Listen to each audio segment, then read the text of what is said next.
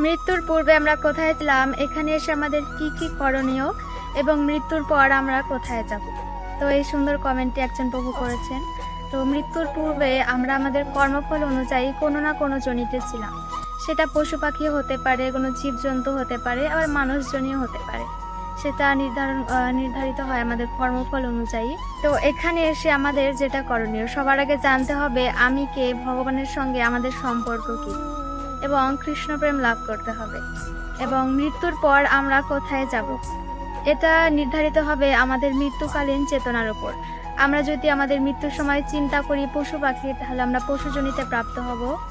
এবং আমরা যেটাই চিন্তা করব না কেন, আমরা যদি গাছপালার চিন্তা করি তাহলে আমরা গাছ বৃক্ষজনিতে জনি প্রাপ্ত হব। তো এই জন্য আমাদের ছোট থেকে ভক্তি করা উচিত, ভগবানকে নিয়ে চিন্তা করা উচিত, যেন আমরা মৃত্যুকালীন সময়েও ভগবানের চিন্তা করে মৃত্যুবরণ করতে পারি। তাহলেই তো আমরা ভগবানের ধামে ফিরে যাব। হরে কৃষ্ণ।